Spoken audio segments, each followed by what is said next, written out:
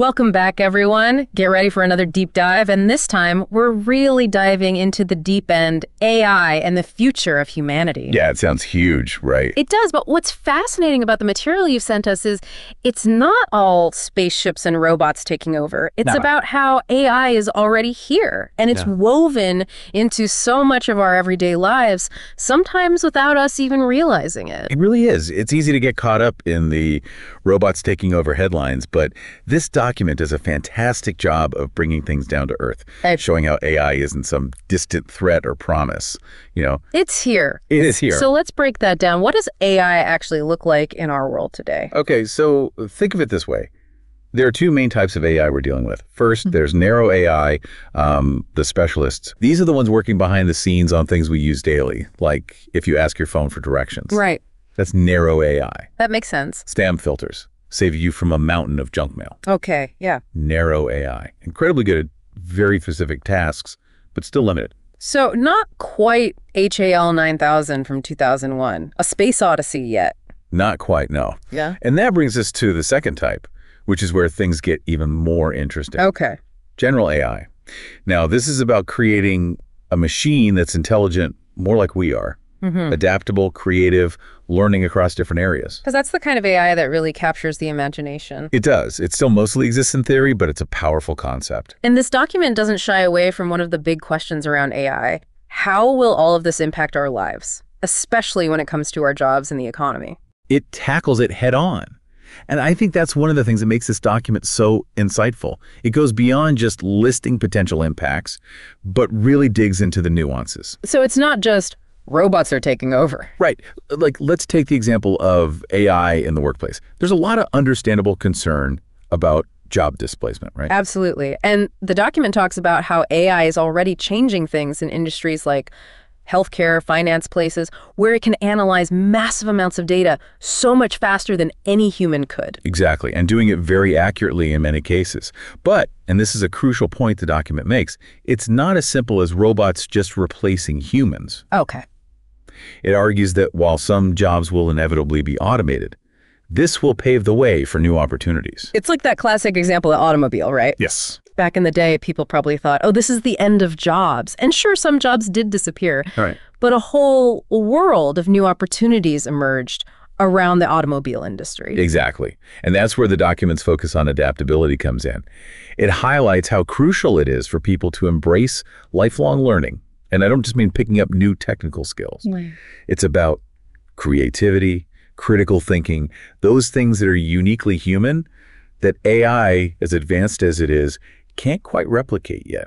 It's funny, isn't it? We talk about AI doing these amazing things, these very practical tasks. Right. But then there's this whole other side of AI that's pushing the boundaries of what we think technology can even do, like creating art and music. Yeah, and this document really delves into that. It's one of the more unexpected aspects of AI that it explores. Because we tend to think of creativity as this uniquely human thing. Right, exactly. But now you have AI tools like DALL-E and Midjourney that are kind of turning that idea on its head.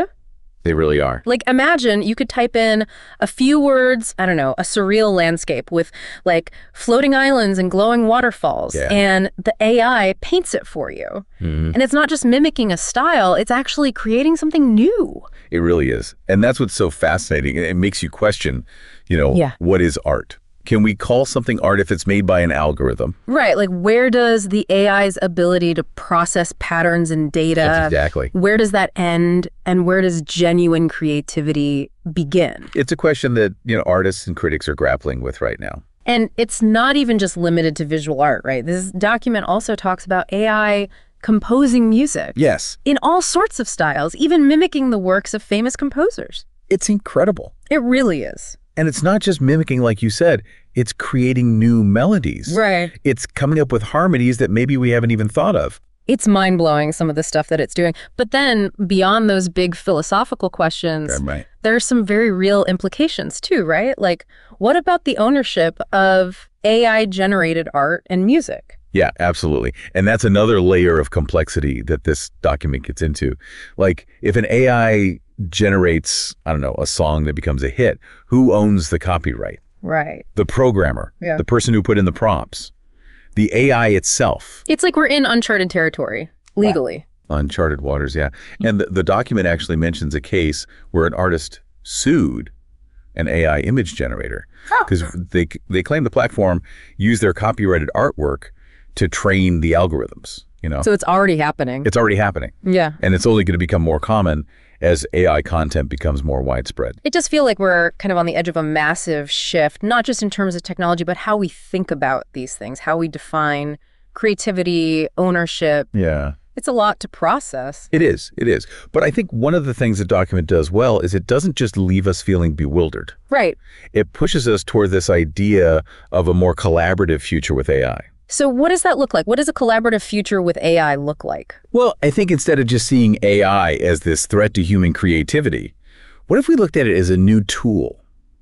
Like imagine a musician using AI to get past writer's block. Oh, okay. Or a filmmaker using AI to create these incredible, special effects that were never possible before. So it's about augmenting what humans can do, not replacing humans altogether. Exactly. Yeah. This document really encourages us to view AI not as something alien, Yeah. but as an extension of ourselves, our own creativity, a way to push those boundaries. Yeah. It's about reimagining the creative process, really. It's one thing to talk about AI creating art and music, but there's so much more to this whole conversation, right? Absolutely, yeah. This document doesn't just leave it there, thankfully. It gets into how we can actually shape where AI goes from here. It does. It reminds us we're not just passengers along for the ride. Yeah. We have a say in how this technology develops and how it impacts our world. So how do we do that? What's the document's take on making sure AI benefits everyone?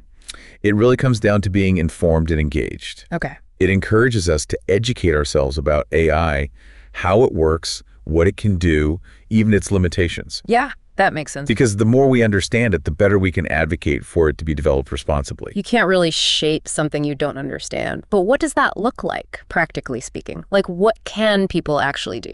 I think it starts with just asking questions, like what data is being used to train these AI systems? Okay. How do we know it's fair? How are we making sure AI is inclusive, that it doesn't leave anyone behind? Are there safeguards against misuse? It's almost like those conversations we had around, social media. Right. Where it was this new thing, and then we realized very quickly it could be used in ways that nobody intended. Exactly. We're at a similar crossroads with AI, and this document pushes us to learn from the past. Okay. It's about setting ethical guidelines, establishing regulations that protect people. It's a bigger conversation than just the technology itself. So not just leaving it up to the tech experts to figure out. Right, exactly. This is a call to action for everyone. Policymakers, business leaders, artists, educators. Everyday people. Everyday people, absolutely. Yeah. The future of AI isn't set in stone. It's shaped by the choices we're making right now. I like that. It feels empowering to know we have a role to play in shaping this technology that has so much potential, for good or bad. It is empowering, and it really speaks to the core of this document's message. AI isn't some force dictating our destiny. It's a tool. It reflects our values, our choices, what we want for the future. Wow. Yeah, you're right. It really emphasizes how important it is for everyone to be a part of this conversation, not just the people building the tech. Exactly. Well, this has been quite a deep dive. It has. We've gone from the practical side of AI, how it's being used in different industries, to these huge philosophical questions. And the ethical considerations, which are enormous. It really shows how deeply AI is already becoming a part of our world. It's woven into everything, it really is. So for anyone listening, if this has sparked your curiosity, definitely keep exploring this topic. Maybe try out some of these AI tools yourself. Who knows what the future holds? But the more we understand about AI, that better equipped we are to shape it together. So that's it for this deep dive. Thanks for joining us. And until next time, keep asking questions and stay curious.